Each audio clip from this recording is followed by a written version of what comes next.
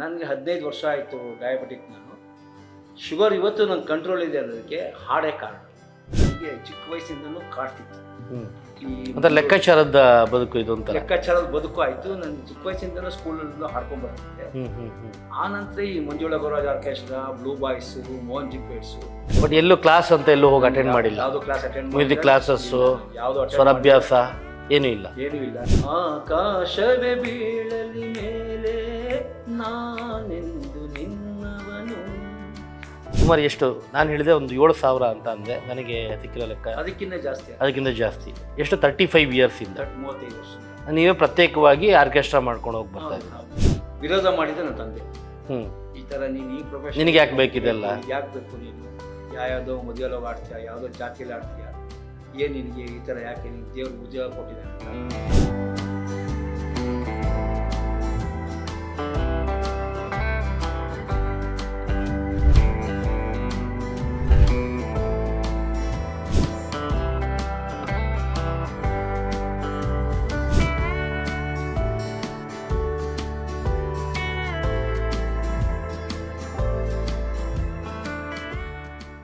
ನಮಸ್ಕಾರ. Speed plus ಕರ್ನಾಟಕಕ್ಕೆ ಸ್ವಾಗತ. ನಾನು ಸಂದೀಪ್ ಕುಮಾರ್.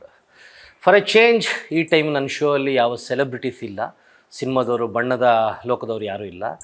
ಬಟ್ ಆದರೆ ಎಲ್ಲೋ ಒಂದು ಕಡೆ ಬೇರೆ ವೃತ್ತಿಯಲ್ಲಿ ತನ್ನದೇ ಆದಂಥ ಒಂದು ಸಾಮ್ರಾಜ್ಯನ ಕಟ್ಕೊಂಡು ಹೆಸರು ಮಾಡಿಕೊಂಡು ಜೊತೆಗೆ ಎಲ್ಲೋ ಒಂದು ಕಡೆ ಒಂದು ಪ್ಯಾಷನ್ ಅನ್ನೋದು ಕಾಡ್ತಾ ಇರುತ್ತೆ ಮನುಷ್ಯನಿಗೆ. ಹೊಟ್ಟೆಪಾಡಿನ ಒಂದು ಜೀವನ ಒಂದಾದರೆ ಎಲ್ಲೋ ಒಂದು ಕಡೆ ಒಂದು ಹವ್ಯಾಸನೋ ಅಥವಾ ಆಕರ್ಷಣೆನೋ ಏನೋ ಒಂದು ಮಾಡಬೇಕು, ಇದು ಮಾಡಿಲ್ವಲ್ಲ ಅನ್ನೋದು. ಬಟ್ ಆದರೆ ವೃತ್ತಿಯ ಜೊತೆಗೆ ಅವರ ಪ್ಯಾಷನ್ನು ಸುಮಾರು 35 ವರ್ಷಗಳಿಂದ ಜೊತೆಯಾಗಿ ತೊಗೊಂಬಂದು ಸುಮಾರು 7,000ಕ್ಕೂ ಹೆಚ್ಚು ಆರ್ಕೆಸ್ಟ್ರಾ ಕಾರ್ಯಕ್ರಮಗಳನ್ನ ನಡೆಸ್ಕೊಟ್ಟಿರುವಂಥ ವೆಂಕಟೇಶ್ ಅವ್ರು ನನ್ನ ಜೊತೆ ಇದ್ದಾರೆ. ಅವ್ರನ್ನ ಪರಿಚಯ ಮಾಡಿಕೊಡ್ತೀನಿ ನಿಮಗೆ. ಸರ್ ನಮಸ್ತೆ. ನಮಸ್ತೆ. ಕಾರ್ಯಕ್ರಮಕ್ಕೆ ಸ್ವಾಗತ. ಹೇಗಿದ್ದೀರಾ? ಚೆನ್ನಾಗಿದ್ದೀನಿ ಸರ್. ಸರ್ ಹೇಳಿ ಸರ್, ವೃತ್ತಿಯಲ್ಲಿ C A profession, auditor. CA ಅಂದ್ಕೂಡಲೇ ಇವತ್ತಿನ ಕಾಲಕ್ಕೆ ಅದ್ಭುತವಾದ ವೃತ್ತಿ, ಒಳ್ಳೆ ಹಣ, ಒಳ್ಳೆ ಗೌರವ. ಹೇಗಿದೆ ನಿಮ್ಮ ಒಂದು ಆಡಿಟಿಂಗ್ ಕೆಲಸಗಳು, ಹೇಗೆ ನಡೀತಾ ಇದ್ದಾವೆ? ಎಲ್ಲ ಚೆನ್ನಾಗಿ ನಡೀತಿದೆ. ಆದರೆ ಆ ಕೆಲಸದಲ್ಲಿ ಒಳ್ಳೆ ಹಣ ಇದೆ, ಗೌರವ ಇದೆ, ಕೀರ್ತಿ ಇದೆ, ಹಾಗೆ ಒತ್ತಡ ಇದೆ. ಓಕೆ, ಅದು ಎಲ್ಲ ಕಡೆ ಇದ್ದೆ. ಅದು ಆ ಟೆನ್ಷನ್ನ ಒಂದೊಂದ್ಸತಿ ಬಿಯಾಂಡ್ ದಿ ಲಿಮಿಟ್ ದಾಟ್ಬಿಟ್ಟಿರ್ತೀರಿ. ಓಕೆ, ನನ್ನ ಕೆಲಸದಲ್ಲಿ ನಮಗೆ ರಜಾ ಇರಲ್ಲ. ಯಾವ ಕಾರಣಕ್ಕೂ ಶನಿವಾರನೂ ಕೆಲಸ ಮಾಡ್ತೀನಿ, ಭಾನುವಾರ ಕೆಲಸ ಮಾಡ್ತೀನಿ. ನಮ್ಮ ಫಾದರ್ ಮದರ್ ಸೆರೆಮನಿ ದಿನನೂ ಕೆಲಸ ಮಾಡಿ ಆಮೇಲೆ ಮನೆಗೆ ಬಂದು ಸ್ನಾನ ಮಾಡಿಕೊಂಡು ಸೆರೆಮನಿ ಮಾಡೋಕ್ಕೆ ಹೋಗ್ತೀವಿ. ಅಷ್ಟೇ ಪ್ರೆಷರ್ ಇರುತ್ತೆ. ಸುಮಾರು ಬ್ಯಾಂಕ್ ಆಡಿಟ್ಗಳಿವೆ, ಸೊಸೈಟಿ ಆಡಿಟ್ಸ್ ಇವೆ, ಇಂಡಿವಿಜುವಲ್ಸ್ ಇದ್ದಾರೆ, ಕೆಲವು ಫಿಲಮ್ ಹೀರೋಗಳಿದ್ದಾರೆ, ಫಿಲಮ್ ಸಿಂಗರ್ಸ್ ಇದ್ದಾರೆ, ಮ್ಯೂಸಿಕ್ ಡೈರೆಕ್ಟರ್ ಕ್ಲೈಂಟ್ ಇದ್ದಾರೆ.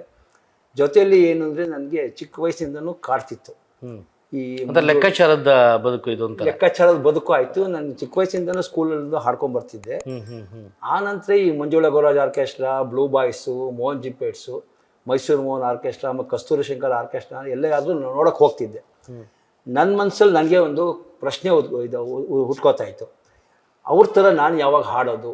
ಅದು ಪ್ಯಾಷನ್ ಬೆಳೆಸ್ಕೊಂಡೇ ಬಂದ್ಬಿಟ್ಟೆ. ಅದು ಬಂತ ಅಂದರೆ ಒಂದಿನ ನಾನು ಏನೇ ಆಗಲಿ ಕಲಿಬೇಕು ಅನ್ನೋ ಪ್ಯಾಷನ್ನ ನನ್ನ ಮಾನಸಿಕ ಗುರುಗಳು ದಿವಂಗತ GV ಅತ್ರಿ ಅವರು. ತುಂಬ ಹೆಸರುವಾಸಿ ಅವರು. ಈ ಭಾವಗೀತೆಯಲ್ಲಿ, ಸುಗಮ ಸಂಗೀತದಲ್ಲಿ ಮತ್ತು ಜನಪದ ಗೀತೆಯಲ್ಲಿ, ಚಿತ್ರಗೀತೆಯಲ್ಲಿ ತುಂಬ ಹೆಸರುವಾಸಿ ಮಾಡಿದವರು. ಅವ್ರ ಜೊತೆ ಸೇರಿಕೊಂಡು ಅವ್ರು ಯಾವ ಥರ ಹಾಡ್ತಾರೆ ಕೇಳ್ಕೊಂಡು ಹಾಗೇ ನಾನು ಕಲ್ತ್ಕೊಂಡು. ಎಲ್ಲೂ ಕ್ಲಾಸ್ ಅಂತ ಎಲ್ಲೂ ಹೋಗಿ ಅಟೆಂಡ್ ಮಾಡಿಲ್ಲ. ಯಾವುದೋ ಕ್ಲಾಸ್ ಅಟೆಂಡ್ ಮಾಡಿ, ಕ್ಲಾಸಸ್ಸು, ಯಾವುದೋ ಸ್ವರಾಭ್ಯಾಸ ಏನೂ ಇಲ್ಲ. ಸಂಗೀತ ನೋಡೋಣ ಹೇಗೆ ಆಡ್ತೀರಾ ಅನ್ನೋದು. ಯಾಕಂದ್ರೆ ಸುಮ್ಮನೆ ಕೂರ್ಸ್ಕೊಂಡು ಏನೋ ಮಾತಾಡ್ತಾರೆ ಅನ್ಬಾರ್ದು ನಮ್ಮ ಆಡಿಯನ್ಸ್ ಕೂಡ. ಹೇಗೆ ಆಡ್ತೀರಾ ಅನ್ನೋದು ಯಾವ್ದಾರ ಒಂದು ನಿಮ್ಮ ಫೇವರೇಟ್ ಹಾಡು, ನೆಚ್ಚಿನ ಹಾಡು, ಒಂದು 2 ಲೈನ್ ಹೇಳಿ ಸರ್. ಖಂಡಿತ. ನನಗೆ ಇವತ್ತರೆಗೂ ತುಂಬ ಕಾಡೋ ಹಾಡು ಅಂದರೆ ನ್ಯಾಯವೇ ದೇವರು ಚಿತ್ರದ್ದು. ಎರಡು ಒಂದು ಪಲ್ಲವಿ ಹಾಡ್ತೀನಿ. ಓಕೆ, ಹಾಡಿ ಸರ್. ಆಕಾಶವೇ ಬೀಳಲಿ ಮೇಲೆ ನಾನೆಂದು ನಿನ್ನವನು, ಭೂಮಿಯೇ ಬಾಯ್ ಬಿಡಲಿ ಇಲ್ಲೇ ನಾನಿನ್ನ ಕೈ ಬಿಡೆನು, ನೀನಿರುವುದೇ ನನಗಾಗಿ, ಈ ಜೀವ ನಿನಗಾಗಿ. ಆಕಾಶವೇ ಬೀಳಲಿ ಮೇಲೆ ನಾನೆಂದು ನಿನ್ನವನು. ಈ ಥರ ಸುಮಾರು ಸತಿ ಹಾಡಿ ಬರ್ತಾ ಇದ್ದೀರಿ. ಇವತ್ತು ಟೋಟಲಿ ಸುಮಾರು ಎಷ್ಟು ನಾನು ಹೇಳಿದೆ ಒಂದು 7,000 ಅಂತ ಅಂದೆ. ನನಗೆ ಸಿಕ್ಕಿರೋ ಲೆಕ್ಕ ಅದಕ್ಕಿಂತ ಜಾಸ್ತಿ. ಎಷ್ಟು 35 ಇಯರ್ಸಿಂದ 35 ವರ್ಷದಿಂದ ನೀವೇ ಪ್ರತ್ಯೇಕವಾಗಿ ಆರ್ಕೆಸ್ಟ್ರಾ ಮಾಡ್ಕೊಂಡು ಹೋಗ್ಬೋದು. ಏನಾದ್ರು ಮಾಡಿ ಬಿಡಬಾರ್ದು ಅಂತೇಳಿ ಆ ಹವ್ಯಾಸನ ಪ್ಯಾಷನ್ ಮಾಡಿಕೊಂಡು ನನಗೇನು ಒಂದು ಅದರಲ್ಲಿ ಸಿಕ್ಕಿದ್ದು ಅಂದರೆ ನನಗೆ ಈಗ ಗೊತ್ತಾಗ್ತಾ ಇರೋದು ಅಂದರೆ ಆ ಮ್ಯೂಸಿಕ್ ಥೆರಪಿ ಅನ್ನೋದು ನಿಜ ಅಂತ ಅರ್ಥ ಆಗ್ತಾ ಇದೆ. ಓಕೆ. ನನಗೆ 15 ವರ್ಷ ಆಯಿತು ಡಯಾಬಿಟಿಕ್. ನಾನು ಶುಗರ್ ಇವತ್ತು ನನ್ನ ಕಂಟ್ರೋಲ್ ಇದೆ ಅನ್ನೋದಕ್ಕೆ ಹಾಡೇ ಕಾರಣ. ನಾನು ಹಾಡ್ತಾ ಇರೋದ್ರಿಂದ ಏನಾಗುತ್ತೆ, ಈಗ ಎಲ್ಲ ಸಾಮಾನ್ಯ ಕೆಲವು ಹಾಡುಗಳು, ಹಳೆ ಹಾಡುಗಳು ಈ ನಾಭಿಯಿಂದ ಹಾಡ್ತೀವಿ ನಾವು. ಈ ನಾಭಿಯಿಂದ ಹಾಡಿದಾಗ ಏನಾಗುತ್ತೆ, ಇಡೀ ದೇಹ ವ್ಯಾಯಾಮ ಆಗುತ್ತೆ. ಅವಾಗ ನಮಗೆ ಈ ಸಕ್ಕರೆ ಕಾಯಿಲೆ ಕಂಟ್ರೋಲ್ ಆಗ್ತಾ ಇದೆ. ಒಂದು ಕಡೆ ಆ ಒತ್ತಡ ಇದೆ, ಆ ಕೆಲಸದ್ದು ಆ ಒತ್ತಡ ಇಲ್ಲಿ ಕಳ್ಕೊತೀವಿ. ಈ ಕಳ್ಕೊಳ್ಳೋಕ್ಕೆ ದೇವ್ರು ನನಗೆ ಕೊಟ್ಟಿರೋ ಅದೊಂದು ದಾರಿ ನನಗೆ. ಆ್ಯಂಡ್ ಯೂಶ್ವಲ್ ಆಗಿ CA ಪ್ರೊಫೆಷನಲ್ ಇದ್ದೀರಾ, ದೊಡ್ಡ ದೊಡ್ಡ ಕ್ಲೈಂಟ್ನ ಹ್ಯಾಂಡ್ಲ್ ಮಾಡ್ತಿರ್ತೀರ. ಬಟ್ ಆರ್ಕೆಸ್ಟ್ರಾ ಅಂತ ಅಂದಾಗ ಎಲ್ಲೋ ಹೋಗಿ ಯಾವುದೋ ಊರಲ್ಲಿ ಜನಗಳ ಮಧ್ಯೆ ಸ್ಟೇಜಲ್ಲಿ ಮಾಡೋದು, ಸುಮಾರು ಜನ ಅದನ್ನು ನೋಡೋ ದೃಷ್ಟಿಗಳು ಬೇರೆ ಇರ್ತವೆ. ಸೊ ನಿಮಗೆ ಆ ರೀತಿ ಸ್ಟಾರ್ಟ್ ಮಾಡಿದಾಗ 35 ವರ್ಷದಿಂದ ಅನಿಸಿದೆಯಾ ಎಲ್ಲಾದರೂ ಒಂದು ಕಡೆ? ಖಂಡಿತ ಅನಿಸಿದೆ ಸರ್. ಯಾಕೆಂದರೆ ಮೊದಲಿಗೆ ನನಗೆ ವಿರೋಧ ಮಾಡಿದೆ ನನ್ನ ತಂದೆ. ಈ ಥರ ನೀನು ಈ ಪ್ರೊಫೆಷನ್ ಯಾಕೆ ಬೇಕಿದೆಲ್ಲ, ಯಾಕೆ ಬೇಕು ನೀನು, ಯಾವುದೋ ಮದುವೆಯಲ್ಲಿ ಹೋಗಿ ಆಡ್ತೀಯ, ಯಾವುದೋ ಜಾತಿಯಲ್ಲಿ ಆಡ್ತೀಯ, ಏನು ನಿನಗೆ ಈ ಥರ ಯಾಕೆ, ನಿನಗೆ ದೇವ್ರಿಗೆ ಉದ್ಯೋಗ ಕೊಟ್ಟಿದ್ದಾನೆ ಅಂತ. ನನಗೇನು ಅಂದರೆ, ಇನ್ನೊಂದು ಸತ್ಯ ಹೇಳ್ತೀನಿ, ನಾನು ಮ್ಯಾಥಮೆಟಿಕ್ಸು SLCಲಿ ಫೇಲ್ ಸ್ಟೂಡೆಂಟ್. ಓಕೆ. ನಮ್ಮ ತಂದೆ ಅವತ್ತು ಏನು ಅವಮಾನ ಮಾಡಿದ್ರು, RV ಬಾಯ್ ಸ್ಕೂಲ್ ಲಾಲ್ಬಾಗ್ ವೆಸ್ಟ್ ಗೇಟಿಂದ ನಾನು ಓದಿದ್ದು. ನಾನು ಅಲ್ಲಿಂದ ಮನೆಯವ್ರಿಗೂ ಹೊಡ್ಕೊಂಬಂದರು ಫೇಲ್ ಆಗಿದ್ದಕ್ಕೆ. ಯಾಕೆಂದ್ರೆ ಬಡತನ ಇತ್ತು ಮನೇಲಿ ಅವಾಗ. ಇದು ನಮ್ಮ ವಂಶ ಪಾರಂಪರೆಯಿಂದ ಬಂದಿರೋ ಉದ್ಯೋಗ CA. ನಮ್ಮ ತಂದೆನವರು ಬಡತನ ಇದ್ರೂ ಕೂಡ ನೀನು ಪಾಸ್ ಆಗಿದ್ದೆ, ಕೆಲಸಕ್ಕೆ ಸೇರಿಸ್ತಿದ್ದೆ ಬ್ಯಾಂಕಲ್ಲಿ. ಕೊನೆಗೆ ಅವತ್ತು ನಾನು ಮಧ್ಯಾಹ್ನ ಏನು ಅವಮಾನ ಆಯಿತು, ಮಧ್ಯಾಹ್ನ 2:30-3 ಗಂಟೆಯಲ್ಲಿ ನಾನು ಅವ್ರಿಗೆ ಹೇಳಿದೆ, ನಾನು ಬದುಕಿರೋ ತನಕ ನಿಮ್ಮ ಹತ್ರ ದುಡ್ಡು ಇಸ್ಕೊಳ್ಳೋದಿಲ್ಲ ಅಂತ.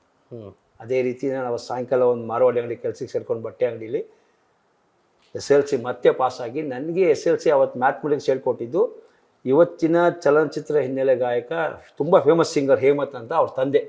ಹೇಮಂತ್ ಅವರು, ಹೇಮಂತ್ ತಂದೆ ಸುಬ್ರಹ್ಮಣ್ಯ ಶಾಸ್ತ್ರಿ ಅಂತ ಅವರು ನನಗೆ ಮ್ಯಾಥಮೆಟಿಕ್ಸ್ ಹೇಳ್ಕೊಟ್ಟು, ಮತ್ತೆ ಅಕ್ಟೋಬರಲ್ಲಿ ಎಕ್ಸಾಮ್ ಕೊಟ್ಟು 94 ಮಾರ್ಕ್ಸ್ ಬಂತು ನನಗೆ. ಆಮೇಲೆ ಹಾಗೆ ಕೆಲಸ ಮಾಡಿಕೊಂಡು ಈವ್ನಿಂಗ್ ಕಾಲೇಜಲ್ಲಿ ಎಕ್ಸಾಮ್ ಪಾಸಾಗಿ ಪ್ರೊಫೆಷನ್ ಮುಂದುವರಿಸ್ಕೊಂಡು. ಈಗಲೂ ಅವಮಾನ ಮಾಡ್ತಾರೆ ಕೆಲವರು, ನೀನು ಸರಿಯಾಗಿ ಹಾಡೋಕ್ಕಾಗಲ್ಲ ಅಂತ. ಇನ್ನೂ ಕೆಲವರು ಅಂತರಂಗದ ಶತ್ರುಗಳಿದ್ದಾರೆ. ಅವ್ರನ್ನ ಅಂತರಂಗದ ಶತ್ರುಗಳನ್ನ ನಾವು ಬಿಸಾಕೋಕ್ಕೂ ಆಗಲ್ಲ, ಒಳಗಡೆ ಕರ್ಕೊಳ್ಳೋಕ್ಕೂ ಆಗಲ್ಲ. ಓಕೆ. ನಮ್ಮ ಮುಂದೆ ಒಂಥರ ತುಂಬ ಖುಷಿ, ನಿಮಗಿಂತ ಯಾರೂ ಇಲ್ಲ ಅಂತಾರೆ. ಇನ್ನೊಂದು ಕಡೆ ಹೋಗ್ಬಿಟ್ಟು ನಮ್ಮ ಹೊಟ್ಟೆ ಮೇಲೆ ಕಲ್ಲು ಹಾಕಕ್ಕೆ ನೋಡ್ತಾರೆ. ಅದೇ ದೇವ್ರ ದಯದಿಂದ ಇವತ್ತರೆಗೂ ಯಾರೂ ನನಗೇನು ಅವಮಾನ ಮಾಡಿದ್ರು ಕೂಡ, ಎಷ್ಟೇ ಅವಮಾನ ಆದರೂ ಕೂಡ ಅದ್ರ ಜೊತೆಯಲ್ಲಿ ಸನ್ಮಾನ ಹೆಚ್ಚಾಗ್ತಾ ಇವೆ.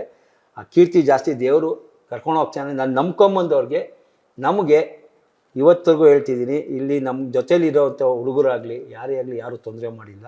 ಇನ್ನೂ ಹೆಚ್ಚು ಉತ್ತೇಜನ ಕೊಡ್ತಾರೆ. ನಿಮ್ಮ ಕೈಲಿ ಹಾಡೋಕ್ಕೆ ಸಾಧ್ಯ ಸರ್, ಹಾಡಿ ಅಂತ ಹೇಳಿ ಮೊಟ್ಟ ಮೊದಲ ಹುಡುಗ ನನ್ನ ನಂತರ ಪರಿಚಯ ಮಾಡ್ಕೊಡ್ತೀನಿ. ಈ ಕಾರ್ಯಕ್ರಮದಲ್ಲಿ ಬಂದಿದ್ದಾರೆ ಅವರು ನನಗೆ ಇಂಪಾರ್ಟೆಂಟು. ಅವರಿಲ್ಲದೇ ನನ್ನ ಕಾರ್ಯಕ್ರಮ ಏನು ಜೀವನೇ ಇಲ್ಲ. ಸುಮಾರು ಕಾರ್ಯಕ್ರಮಗಳ ಜೊತೆಯಾಗಿದ್ದಾರೆ ಅವರು. ಭಾಳ ಒಳ್ಳೆಯ ವ್ಯಕ್ತಿ, ಒಳ್ಳೆಯ ಹುಡುಗ. ಅಂಥವ್ನು ಕಳ್ಕೊಳ್ಳೋಕೆ ನನ್ನ ಮನಸ್ಸು ಇಲ್ಲ, ತಯಾರು ಇಲ್ಲ, ಏನಿಲ್ಲ. ತುಂಬ ಹೆಲ್ಪ್ ಮಾಡ್ತಾರೆ ಅವರು. ಯಾಕೆಂದರೆ ಒಬ್ಬನ ಕೈಲೇ ಯಾವುದೇ ಕಾರ್ಯಕ್ರಮ ನಡೆಸೋಕ್ಕೆ ಸಾಧ್ಯ ಇಲ್ಲ. ಟೀಮ್ ಅನ್ನೋದು ಬೇಕೇ ಬೇಕು. ಆ ಟೀಮಲ್ಲಿ ನಮಗೆ ಮೇನ್ ಪಿಲ್ಲರ್ ಬಂದು ಒಬ್ಬರಿದ್ದಾರೆ. ಬಟ್ ಇವಾಗ ನೀವು ಆರ್ಕೆಸ್ಟ್ರಾಗಳು ಏನು ಮಾಡ್ತಾ ಇದ್ದೀರಾ, ಅಂದರೆ ಅದಕ್ಕೆ ಒಂದು ಪರ್ಟಿಕ್ಯುಲರ್ ಚಾರ್ಜು ಖರ್ಚಸ್ ಅಂತ ಇದ್ದೇ ಇರುತ್ತೆ. ಬಟ್ ನಿಮಗೆ ಅದು ದುಡಿಮೆ ಅಲ್ಲ. ದುಡಿಮೆ ಆರ್ಕೆಸ್ಟ್ರಾ ನಂಬ್ಕೊಂಡು ಬದುಕಬೇಕು ಅನ್ನೋದೇನಿಲ್ಲ ನಿಮಗೆ. ಯಾಕಂದರೆ ನಿಮ್ಮ ಮನೆ ನೋಡ್ಕೊಳ್ಳಿ ನಾನೇ ಅಂದ್ಕೊಂಡೆ CA ಚೆನ್ನಾಗೇ ಇದ್ದೀರಾ ಅಂತ. ಬಟ್ ಇದು ಪ್ಯಾಷನ್ಗೋಸ್ಕರ ನೀವು ಮಾಡ್ಕೊಂಡು ಹೋಗ್ತಾ ಇದ್ದೀರಾ ನೀವು ಆ್ಯಕ್ಚುಲಿ. ಹೇಳಿದ್ನಲ್ಲ, ಟೆನ್ಷನ್ ಕಳ್ಕೊಳ್ಳೋಕ್ಕೆ ಇದೊಂದು ದಾರಿ. ನೀವು ಖುಷಿ ಪಡಿಸ್ಕೊಳ್ಳೋಕ್ಕೆ, ನೆಮ್ಮದಿಯಾಗಿರೋಕ್ಕೆ, ಒಂದು ಹ್ಯಾಪಿನೆಸ್ಸಿಗೆ. ಆ್ಯಂಡ್ ನನಗೆ ಇನ್ನೊಂದು ಪ್ರಶ್ನೆ ಸರ್, ಕಾಮನ್ ಆಗಿ ಇವಾಗ ಎಕ್ಸಾಂಪಲ್ ನೀವು CA ಆಗಿರೋದ್ರಿಂದ ಸಿನಿಮಾ ರಂಗದಲ್ಲಿ ಇವರೆಲ್ಲ ಪರಿಚಯ ಇದ್ರಿ ಅಂದರೆ ಯಾವುದ್ಯಾವ್ದು ರೀತಿಯ ಕ್ವಶನ್ಸ್ಗಳನ್ನ ನೀವು ಫೇಸ್ ಮಾಡಿರ್ತೀರಾ? ಅಂದರೆ ದುಡ್ಡಿನ ವಿಚಾರಕ್ಕೆ ಏನೇನು ಡೌಟ್ಗಳು ಕೇಳ್ಕೊಂಡು ಫೋನ್ ಮಾಡ್ತಾರಲ್ಲ ಆಡಿಟ್ರಿಗೆ, ಏನೇನು ಕೇಳ್ತಾರೆ? ಕೇಳ್ತಾರೆ. ಕೆಲವರಿಗೆ ಸ್ಕೂಟ್ನಿ ನೋಟಿಸ್ ಬಂದಿರುತ್ತೆ. ಆಮೇಲಿಂದ ಇದು ಸ್ಕೂಟ್ನಿನ ನಂಗೆ ನಿವಾರಣೆ ಮಾಡ್ಕೊಡಿ ಅಂತಾರೆ. ಆಮೇಲೆ ಅಲ್ಲಿ ಸಿನಿಮಾ ರಂಗ ಅಂದರೆ ಅದು ರಿಯಲ್ ಎಸ್ಟೇಟು ಮತ್ತು ಸಿನಿಮಾ ರಂಗ ಇವತ್ತಿರೋದೇ ಬ್ಲ್ಯಾಕ್ ಮನಿಲಿ. ಅದನ್ನ ಅಕೌಂಟಿಗೆ ಕೇಳಿ ನೋಡ್ಕೋತಾರೆ, ಅದನ್ನು ಮಾಡ್ತಾರೆ. ಸಾಮಾನ್ಯವಾಗಿ ಎಷ್ಟಾಗೋದು ಅಷ್ಟು ನಾನು ಸರ್ಕಾರಕ್ಕೆ ತೆರಿಗೆ ಕಟ್ಟಿಸೇ ಮಾಡಿಸ್ತೀವಿ. ಯಾಕೆಂದರೆ ಅವ್ರಿಗೂ ಒಂದು ಇರುತ್ತೆ, ಏನೋ ದಾರಿ ಇರುತ್ತೆ. ಅದನ್ನು ಸರ್ಕಾರಕ್ಕೆ ಟ್ಯಾಕ್ಸ್ ಹೋಯ್ತು ಅಂದರೆ ಅವ್ರಿಗೂ ನೆಮ್ಮದಿ ಇರುತ್ತೆ, ನಮಗೂ ನೆಮ್ಮದಿ ಇರುತ್ತೆ.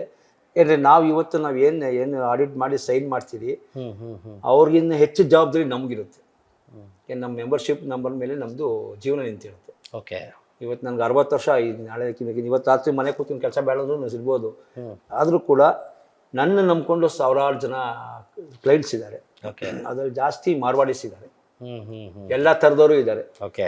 ಗ್ರಾನೈಟ್ ಅವರು, ಮಾರ್ಬಲ್ ಅವರು, ಬಟ್ಟೆ ಅಂಗಡಿಯವರು, ಕಬ್ಬಿಣದವರು, ಪೇಂಟ್ ಅವರು, ಹಾರ್ಡ್ವೇರ್ ಎಲ್ಲ ಥರನೂ ಇದ್ದಾರೆ. ಅವ್ರವ್ರ ವೃತ್ತಿಲಿ ಅವ್ರು ಇದ್ದಾರೆ. ನಮಗೆ ಅವ್ರಿಗೆ ಏನಾಗುತ್ತೆ ಅಂದರೆ ಸಾಮಾನ್ಯವಾಗಿ ಅವ್ರ ಕೆಲಸನ ಆದಷ್ಟು ಬೇಗ ಮುಗಿಸ್ಕೊಡೋಕ್ಕೆ ನಾನು ಪ್ರಯತ್ನ ಮಾಡ್ತೀನಿ. ಅದರಲ್ಲೂ ಕೆಲವರು ಅವಮಾನ ಮಾಡಿದವ್ರು ಇರ್ತಾರೆ, ಅದು ಪರವಾಗಿಲ್ಲ, ಅದು ಉದ್ಯೋಗದ ಒಂದು ಅಂಗ ಅದು ಅಷ್ಟೇ. It's a very reputation job. ಅದ್ರ ಜೊತೆಗೆ ಈಗ ನಾರ್ಮಲಾಗಿ ಎಷ್ಟೋ ಜನ ಟ್ಯಾಕ್ಸ್ಗಳನ್ನ ಪೇ ಮಾಡ್ತಿಲ್ಲ, ಇವಾಗಲೂ ಕೂಡ ಇರ್ತಾರೆ, ಯಾಕೆ ಮಾಡಬೇಕು ಅನ್ನೋದಿರುತ್ತೆ. ಸೊ ಆ ವಿಚಾರವಾಗಿ ನೀವೇನು ಹೇಳ್ತೀರ ಅದಕ್ಕೆ? ಇಲ್ಲ, ಯಾಕೆಂದರೆ ಇವು ಯಾವತ್ತು ಸರ್ಕಾರಕ್ಕೆ ನೀವು ಎಷ್ಟು ಟ್ಯಾಕ್ಸ್ ಕಟ್ತೀರೋ ಅಷ್ಟು ನೀವು ಜೀವನ ನೆಮ್ಮದಿ ಇರ್ತಾರೆ ನಾವು. ನಾನು ಎಲ್ರಿಗೂ ಸೇರಿಸಿ ಹೇಳ್ತೀನಿ, ನನ್ನ ಸಮೇತ ಹೇಳ್ತಿದ್ದೀನಿ, ನಿಮ್ಗೆ ಏನು ತೆರಿಗೆ ಬರುತ್ತೋ ಅದನ್ನು ಕಟ್ಟಿ ಜೀವನ ನೆಮ್ಮದಿಯಾಗಿ ನಿಜ ಮಾಡಿ ರಾತ್ರಿ ಹೊತ್ತು. ಈಗ ಅಲ್ಲಿ ದುಡ್ದೆ ಇಲ್ಲಿ ಮುಚ್ಚಿಕೋಬೋದು. ಸರ್ಕಾರ ಡಿಕ್ಲೇರ್ ಮಾಡಿ, ಎಷ್ಟೋ ಸ್ಕೀಮ್ಗಳು ತಂದಿದೆ ಸರ್ಕಾರ. ಬ್ಲ್ಯಾಕ್ ಮನೇಲಿ ದುಡ್ಡು ಸ್ವಯಂ ವಾಲಂಟ್ರಿ ಡಿಕ್ಲೇರ್ ಮಾಡಿ ಟ್ಯಾಕ್ಸ್ ಕಟ್ಟಿ ನಿಮ್ಗೆ ಯಾರೂ ತೊಂದರೆ ಕೊಡೋದು ಯಾರೂ ಇಲ್ಲ. ನೀವು ಎಷ್ಟು ತೆರಿಗೆ ಕಟ್ತೀರೋ ಅಷ್ಟು ನೀವು ಜೀವನ ನೆಮ್ಮದಿಯಾಗಿರುತ್ತೆ. ಎಲ್ಲಿ ತೆರಿಗೆ ಉಳಿಸೋಕೆ ಏನಿದೆ ಸರ್ ಸ್ಲ್ಯಾಬ್ ಎಷ್ಟಂತ ಇದೆ ಅದು? ಈಗ ಎಕ್ಸಾಂಪಲ್ ಕ್ಯಾಶು ಒಂದು 3 CR ಕ್ಯಾಶು, ಅವ್ರು ಅದನ್ನು ಬ್ಲ್ಯಾಕ್ ವೈಟ್ ಮಾಡ್ಕೊಬೇಕು, ಅದು ಎಷ್ಟು ಕಟ್ಟಬೇಕು ತೆರಿಗೆ? ಅದು ಜಾಸ್ತಿ ಲೆಕ್ಕ ಬರುತ್ತೆ. ಯಾಕೆಂದರೆ ಅವರು 3 ಕೋಟಿ ಅವರು ವೈಟ್ ಮಾಡ್ಕೋಬೇಕು ಅಂದರೆ ಓಕೆ, ಹಳೆದಿಂದ ಲೆಕ್ಕ ಕೇಳ್ತಾರೆ ಎಲ್ಲಿಂದ ನಿಮಗೆ ಅಂತ. ಈಗ ನಿಮಗೆ ಡಿಜಿಟಲ್ ಯುಗದಲ್ಲಿ ಏನಾಗಿದೆ ಅಂದರೆ ಒಬ್ಬ ವ್ಯಕ್ತಿ 2 ಲಕ್ಷದ ಮೇಲೆ ಮನೇಲಿ ದುಡ್ಡು ಇಟ್ಕೊಳ್ಳೋಗಿಲ್ಲ ಕ್ಯಾಶು. ನೀವು ಎಷ್ಟು ಇವು ಬ್ಯಾಂಕಲ್ಲೂ ಅಷ್ಟೇ, ನೀವೆಲ್ಲ ಡಿಜಿಟಲ್ 20 ಲಕ್ಷ ನೀವು ಕ್ಯಾಶ್ ಡ್ರಾ ಮಾಡಿದ್ರೆ ಅದಕ್ಕೆ 10% TDS ಕಟ್ ಮಾಡಿಬಿಡ್ತಾರೆ ಕ್ಯಾಶಲ್ಲಿ. ಎಷ್ಟು ಸಾಧ್ಯನೋ ಅಷ್ಟು ತೆರಿಗೆ ಕಟ್ಟಿ ನಿಮಗೂ ನೆಮ್ಮದಿ ಇರುತ್ತೆ, ಎಲ್ರಿಗೂ ನೆಮ್ಮದಿ ಇರುತ್ತೆ. ನೀವು ಎಷ್ಟು ತೆರಿಗೆ ಟ್ಯಾಕ್ಸ್ ಕಟ್ಕೊಂಡು ಹೋಗ್ತೀರೋ ಅಷ್ಟು ನಿಮ್ಮ ವೈಟ್ ಅಮೌಂಟ್ ಡಿಕ್ಲೇರ್ ಆಗ್ತಾ ಇರುತ್ತೆ. ಅಲ್ಲ, ಈಗ ಡಿಕ್ಲೇರ್ ಆಗಿ ಮತ್ತೆ ಅಮೌಂಟ್ ಬ್ಯಾಂಕಲ್ಲಿ ಇದ್ದಾಗ ಅಲ್ಲೂ ವಿಡ್ರಾ ಮಾಡಿದಾಗ ಮತ್ತೆ ಅಲ್ಲಿ ಟ್ಯಾಕ್ಸ್ ಕಟ್ ಮಾಡ್ತಾರೆ. ಅದು ನೀವು ಕ್ಯಾಶ್ ವಿಡ್ರಾ ಮಾಡಬೇಡಿ, ನಿಮ್ಗೆ ಲಿಮಿಟ್ ಕೊಟ್ಟಿದ್ದಾರೆ. ವರ್ಷಕ್ಕೆ 20 ಲಕ್ಷ ಕೊಟ್ಟಿದ್ರೆ 20 ಲಕ್ಷ ಆನ್ಲೈನ್ ಟ್ರಾನ್ಸಾಕ್ಷನ್ ಮಾಡ್ಕೊಳ್ಳಿ ಅಂತ. 20 ಲಕ್ಷದ ಮೇಲೆ ಆದರೆ ನಿಮಗೆ ಟ್ಯಾಕ್ಸ್ ಕ್ಯಾಶ್ ವಿಡ್ರಾಲ್ಗೆ ಕಟ್ ಮಾಡ್ತಾರೆ ಅಷ್ಟೇ ಹೊರತು ನೀವು 20 ಲಕ್ಷ ಒಳಗಡೆ ಏನು ಬೇಕಾದ್ರೆ ನೀವು ಕ್ಯಾಶ್ ಎಮರ್ಜೆನ್ಸಿ ಇರುತ್ತೆ. ಇವತ್ತಿನ ಯುಗದಲ್ಲಿ ನಾನು ನೋಡಿ, ನಾನು ನಿಮಗೆ ಇನ್ನೊಂದು ಸತ್ಯ ಹೇಳ್ತೀನಿ, ನಾನು ಇವತ್ತರೆಗೂ ನಾನು ವಾಟ್ಸಪ್ ಉಪಯೋಗಿಸಿಲ್ಲ. ಓಕೆ, ಆ ಫೋನ್ ಕೊಡೋದು ಇರಲಿ. ನಾನು ಮಾಮೂಲಿ ಬೇಸಿಕ್ ಫೋನ್ ಉಪಯೋಗಿಸ್ತಾ ಇದ್ದೀನಿ. ನಾನು ಏನು ಮಾಡ್ತೀನಿ, ಚಲನ್ನ ಜನರೇಟ್ ಮಾಡಿ ಅವ್ರಿಗೆ ಕಳಿಸ್ಬಿಡ್ತೀನಿ. ಅವ್ರಿಗೆ ಕ್ಲೈಂಟ್ಗಳು ಅವರೇ ಕಟ್ಕೋತಾರೆ. ಓಕೆ, ಅದು ಆ ಜವಾಬ್ದಾರಿ ನನಗಿಲ್ಲ. ಈಗ ಇನ್ಕಮ್ ಟ್ಯಾಕ್ಸ್ ಆಗಲಿ GST ಏನಾಗಲಿ ಅಷ್ಟೇ, ಅವ್ರು ಕಟ್ಟ ಮೇಲೆ ನಮಗೆ ಚಲನ್ ಕಳಿಸ್ತಾರೆ, ನಾವು ಅದನ್ನು ಫೈಲ್ ಮಾಡ್ತೀವಿ. ಆ್ಯಂಡ್ ಇವಾಗ ನೀವು ಯೂಶ್ವಲ್ ಆಗಿ ಇಷ್ಟು ಕ್ಲೈಂಟು ಇಷ್ಟು ವರ್ಷದ ನೋಡ್ತಾ ಇದ್ದೀರಾ, ವರ್ಷಕ್ಕೆ ಸುಮಾರು ಎಷ್ಟು ಟ್ಯಾಕ್ಸ್ ಗೌರ್ಮೆಂಟಿಗೆ ಬರ್ಬೋದು ಸರ್ ಅಂದಾಜು ನಿಮಗೆ ಗೊತ್ತಿರೋ ಪ್ರಕಾರ? ಇವತ್ತು ಇಂಡಿಯಾದಲ್ಲಿ ಟ್ಯಾಕ್ಸ್ ಕಟ್ಟಾರರು ಬರೀ 7% ಜನ ಸರ್. ಇಂಡಿಯಾದಲ್ಲಿ ಬರೀ 7% ಡಿಕ್ಲೇರ್ ಮಾಡಿ ಅಷ್ಟೇ ಕಟ್ತಾರೋರು, ಜಾಸ್ತಿ ಯಾರೂ ಇಲ್ಲ. ಇನ್ನು 93% ಟ್ಯಾಕ್ಸ್. ಕೆಲವರು ನೀವು ಹೇಳ್ತಿರೋದು ಇನ್ಕಮ್ ಟ್ಯಾಕ್ಸ್ ಬಗ್ಗೆ. Income tax, okay. ಸುಮಾರು ಫಾರ್ಮರ್ಸ್ ಇದ್ದಾರೆ, ಅವ್ರಿಗೆಲ್ಲ ಏನು ಟ್ಯಾಕ್ಸ್ ಬರೋದೇ ಇಲ್ಲ. ಇನ್ನಷ್ಟು ಜನ ಟ್ಯಾಕ್ಸ್ ಕಟ್ಟೋದೇ ಇಲ್ಲ. ಈಗ ಏನು ಮಾಡ್ತಾರೆ, ಇಂಡಸ್ಟ್ರಿಯಲಿಸ್ಟು, ಬಿಸ್ನೆಸ್ ಮ್ಯಾನ್ಗಳು, ಕಾರ್ಪೊರೇಟ್ ಕಂಪ್ನಿಗಳು ಬೇಕಾದಷ್ಟು ಇದಾವೆ. ಎಲ್ಲ ಸೇರಿನೇ 7ರಿಂದ 8% ಅಷ್ಟೇ, ಜಾಸ್ತಿ ಜನ ಇಲ್ಲ. ಓಕೆ, ಬಟ್ ನಿಮ್ಗೆ ಅನಿಸುತ್ತೆ ಈಗ, ಓಕೆ ನಮ್ಮ ಕರ್ನಾಟಕದ ತಗೊಂಡ್ರೆ, ಕರ್ನಾಟಕದಲ್ಲಿ ಜನಗಳಿಂದ ಗೌರ್ಮೆಂಟಿಗೆ ಬರ್ತಾರೆ ಟ್ಯಾಕ್ಸು, ರಿಟರ್ನ್ ಹಾಗೆ ಜನಗಳಿಗೆ ಬರ್ತಾ ಇದೆ ಅನಿಸುತ್ತೆ? ಖಂಡಿತ ಬರ್ತಾ ಇದೆ, ಖಂಡಿತ ಬರ್ತೀವಿ. ಯಾಕೆಂದರೆ ನೀವು ಎಷ್ಟು ಟ್ಯಾಕ್ಸ್ ಕಟ್ಟಿದ್ದೀರೋ ಅಷ್ಟು ನೀವು ನೋಡ್ತಿರ್ಬೋದು. ಇವತ್ತು ಇನ್ಫ್ರಾಸ್ಟ್ರಕ್ಚರು ತುಂಬ ಉದ್ಧಾರ ಆಗಿದೆ ಸೆಂಟ್ರಲ್ ಗೌರ್ಮೆಂಟ್ ಬಂದಮೇಲೆ. ನೀವು ಉದಾಹರಣೆಗೆ ಬೆಂಗಳೂರು ಮೈಸೂರು ಹೈವೇ ಕೇವಲ 1.5 ಗಂಟೆಯಲ್ಲಿ ನೀವು ಬೆಂಗಳೂರು ಮೈಸೂರು ತಲುಪ್ತೀರ ಕಾರಲ್ಲಿ. ಬಸ್ಸಲ್ಲೂ ಅಷ್ಟೇ, ಅಶ್ವಮೇಧ ಅಂತ ಒಂದು ಬಸ್ಸು ಸರ್ಕಾರ ಬಿಡುಗಡೆ ಮಾಡಿದ್ದಾರೆ. 1.25 ಗಂಟೆ 2 ಗಂಟೆಯಲ್ಲಿ ನೀವು ಸ್ಥಳ ರೀಚ್ ಆಗ್ತೀರ. ಮೊದಲು ಎಷ್ಟು ಕಷ್ಟ ಇತ್ತು. ಓಕೆ, ಆ್ಯಂಡ್ ಗೊತ್ತಿಲ್ಲ ಇದು ಕೇಳ್ಬೋದಾ ಏನು ಅಂತ, ಈ ರೈಡ್ಗಳೆಲ್ಲ ಆಗುತ್ತಲ್ಲ ಸರ್, ಅದರದೆಲ್ಲ ಇನ್ಫಾರ್ಮೇಷನ್ ನಿಮ್ಗೆ ಇರುತ್ತೆ? ಇಲ್ಲ, ಅದ್ರ ಬಗ್ಗೆ ನಾನು ಮಾತಾಡೋದಿಲ್ಲ ಸರ್. ಅದು ಕೆಲವು ಡಿಪಾರ್ಟ್ಮೆಂಟ್ ಟಾಪ್ ಸೀಕ್ರೆಟ್ ಇರುತ್ತೆ, ಅದ್ರ ಬಗ್ಗೆ ನಾವು ಮಾತಾಡೋಕೆ ಇಷ್ಟ ಇಲ್ಲ. ಅದು ತುಂಬ ಲಾಸ್ಟ್, ಅದು ಫೈನಲ್ ಆಗೋದು ರೈಡ್ ಅನ್ನೋದು. ಸಾಮಾನ್ಯ ಒಬ್ಬ ವ್ಯಾಪಾರಸ್ಥ ಆಗಲಿ ಇಲ್ಲ ಸಂಬಳದಾರನಾಗಲಿ ಡಿಪಾರ್ಟ್ಮೆಂಟ್ ಸುಮಾರು ವರ್ಷಗಳಿಂದ ಅವನ್ನ ಅಬ್ಸರ್ವ್ ಮಾಡ್ಕೊಂಡು ಬರ್ತಾ ಇರುತ್ತೆ, ಏನು ತೆರಿಗೆ ಕಟ್ತಾ ಇದ್ದಾನೆ.